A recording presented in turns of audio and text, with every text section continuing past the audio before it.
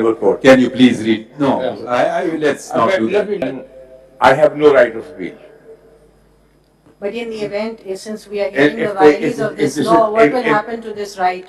In your own way, and we will ask you questions. You don't respond, you just note it. And because then I know your chain of thought will. Point is noted. Chain of thought we don't. Well, I do say here. I may ask a question. Khwaja Sahab, idhar dekhen. You have endorsed the sitting of the full court, which is fine. But I'm just wondering what will happen to Section 5 in the event if the law is upheld. There is a right of appeal that is provided under this law. In that case, then how do you visualize that right being exercised? I was going to come to that. I'm very thankful to leadership because if the full court is going to hear it, then I have no right of appeal. But in the event, since we are hearing the violations of this law, what will happen to this right if a full court is now going to proceed with the matter? In fact, when I go through the law, there are so many things. वो अपनी जगह है ना जी. Let's just assume बहस हो जाएगी. Section 5 को फिर क्या होगा? Will Section 5 not be exercised by one party? It says that an appeal shall lie within 30 days from an order of a bench exercising jurisdiction under Clause 3 of Article 184 of the Constitution. Khalid Sahab, if I may interject, you please proceed as you want to. Let's read the Act together. Whatever you want to comment about the Act, and please also address the query that has been addressed to you in your own manner as you wish. So let's start with the Act at least. I would like to answer that when I'm going through this because this is a... So let's start reading the Act. Do you want to read the Act or you don't want to read the Act? I will read the Act now. I'll start with Section 1. But first of all, let me say this one.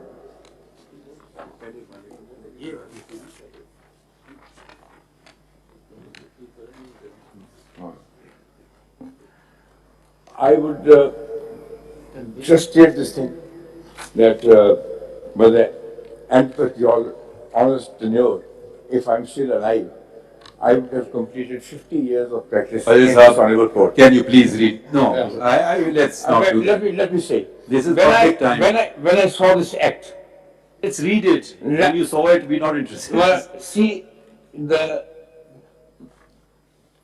Section 2 thereof. Please read the whole Act. I read it, sir. Whereas Article 191, I'm reading the preamble. 191 of the Constitution provides that subject to the Constitution and law, the Supreme Court may make rules regulating the practice and procedure of the Supreme Court. Now, at present, there are the 1980 rules which govern the procedure here in the Supreme Court. Before that, there were the 1956 rules. The 1980 rules were on account of a judgment which came in 1979. Khwaja Sahab, please focus. Okay, I'm focusing myself. We know the 1980 rules. Background. No, please don't. We don't. The country expects 57,000 cases to be decided. We would love to hear you, but let's focus on your petition. Now you have started reading, you started giving the history of 1980 rules. We know that. If he'll ask a question, please answer that, but proceed with your arguments. I have said about this 1980 rules for the simple reason that if I read now Section 2, it says... Please continue, don't jump to Section 2. Right. And whereas Article 10A is of the Constitution, mandated right to fair trial and due process. Article 4 of the Constitution guarantees treatment in accordance with law. Article 25 of the Constitution prohibits discriminatory treatment, and right of appeal is a universal fundamental principle of jurisprudence, and Islam guarantees right of appeal. Therefore, pursuant of Article 175(2), read with Article 191 of the Constitution, this law is being enacted. The court will see that there is no mention of item 55 of the federal legislative list as far as this preamble is concerned. It is silent. Because that is the basic, what can the Parliament do? Parliament is not omnipotent. It has to go according to certain constitutional limitations. That principle of old principle that the Parliament is supreme means that they are omnipotent, led by Dicey and influenced by Blackstone and Co. So we all agree that Parliament has limitations. This law doesn't say that. Don't insert words which are not written there. Law doesn't say Parliament is omnipotent. Just restrict yourself to the act which you have challenged. When I say this thing, that this very preamble does not mention. It's noted, read it on. Okay. And whereas it is expedient to make a law providing for certain practice and procedures of the Supreme Court. It is hereby enacted as follows. This Act shall be called the Supreme Court Practice and Procedure Act 2023, and it shall come into force at once. Constitution of benches, that the crucial question which arose.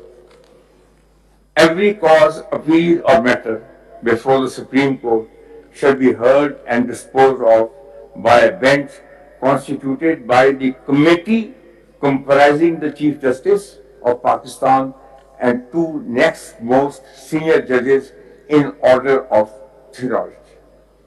Now, one of the 1980 rules, Order 11, read in this manner. Well, if you have to correlate, it may be important to do that. पहले अगर इस act को पढ़ लें हम, ताकि हम सबको पता लग जाए कि इसमें क्या है, क्या नहीं. Sir, which rule were you referring to? If we want to continue like this, we'll go ahead. Because my viewpoint is this, that this frame of these rules under Article 191 is the prerogative of the Supreme Court, sitting as a full court. When they framed the 1980 rules, the entire court sat together and in their wisdom, together they framed the rules. This abdication or this intrusion by the Parliament into the affairs of the Supreme Court prompted me to come forward and file this petition. Because I feel that every institution must remain within its own domain. Khwaja Sahab, I'm here on this side. It's right here. I'm here on this side. If you could kindly formulate your exact legal proposition. What you are suggesting is that you do not have any objection to the untrammeled, unaccountable powers in one office. Is that your question? My contention is this. Are you supporting what has happened in the past? I am supporting what happened in 1980, and I am supporting. What is your legal proposition? My legal proposition is this: that this power of forming the benches, etc., is the domain of the Supreme Court itself. If this is your proposition, I think you should read the law first, Father Sahab, and then formulate the points. Let us first formulate. Act पढ़ लीजिए, उसके बाद फिर एक को it is only 2 pages act. It is only. Let me follow the Chief Justice. Let me read the law, and then we make my submission. If I may make your job easier, undoubtedly it's sometimes very difficult and disconcerting if I know it's very difficult to answer questions.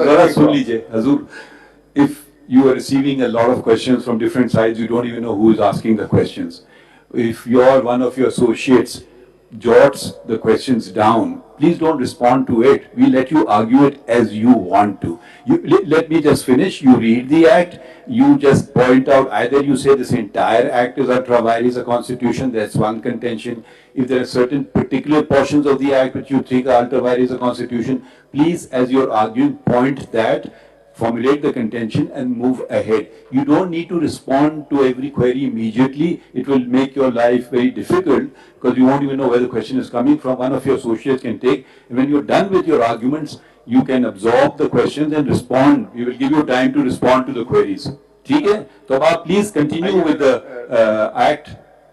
Just can you take down the points and so that you can answer them.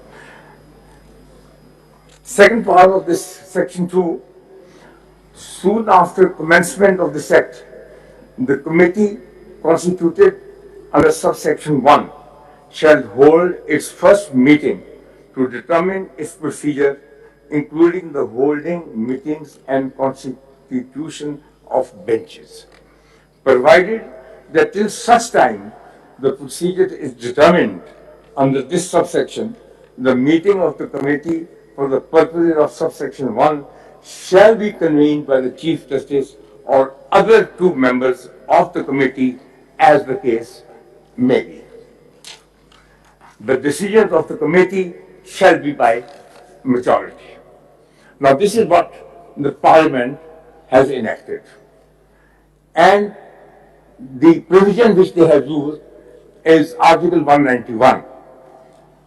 At this stage, I would simply say this thing, that when myself and Imtiaz will be answering your question and formulating, we would certainly refer to item 55 of the Federal Legislative List, which spells out whether the Parliament can make enactments relating to Supreme Court.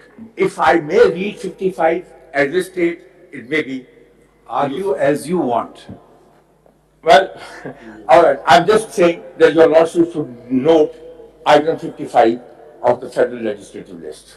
Let's read it together. You wanted to read it? Let's read it. We'll read it together. Khwaja Sahab, I think before going, I'm here, left side, your right side. Before going to this entry, if you want, you may read Article 191 of the Constitution. What is saying? 191 also. In fact, I can start with Article 70, go on to 142, and then read 191 and go up to 55.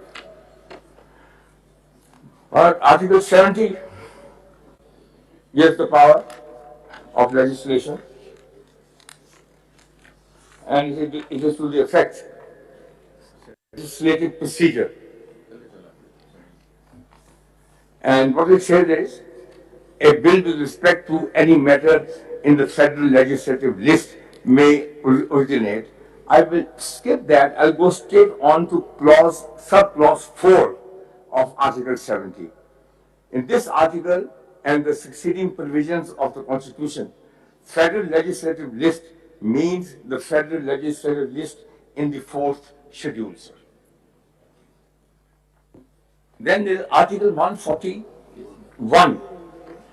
Subject to the Constitution, Majlis-e-Shura Parliament may make laws, including the laws having extraterritorial operation for the whole or any part of Pakistan, and the Presidential Assembly may make laws for the province or any part thereof. 142. Subject to the Constitution, Majlis-e-Shura shall have exclusive powers to make laws with respect to any matter in the Federal Legislative List. Then I take your Lordship to 191, which is to the effect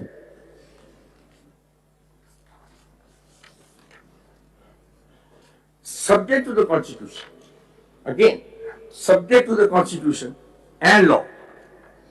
It is the Supreme Court. The Supreme Court may make rules regulating the practice and procedure of the court. The crucial words here are that the power has been given to the Supreme Court to regulate its practice and procedure. These powers are under the Constitution, your right side. These powers are under the Constitution and the law. Constitution and the law. I'll say also, I'll come to that also. Because when I read 55, then it will be clearer. Faiz, if I may request my learned brother, Yeah, I know it's very disconcerting, so many judges asking questions.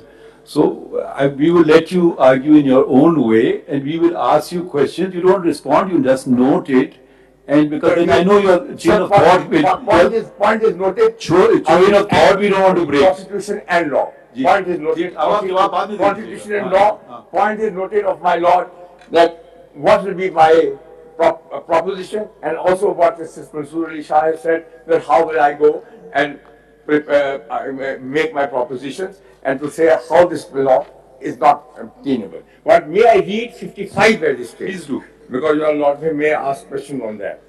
55 of the federal legislative list.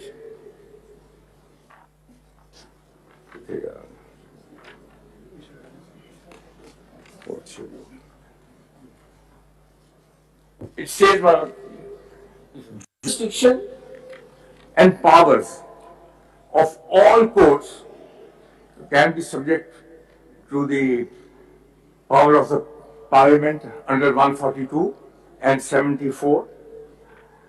Just read it as is. Don't interpret it. Then you can interpret it. Okay, I'll go along with that.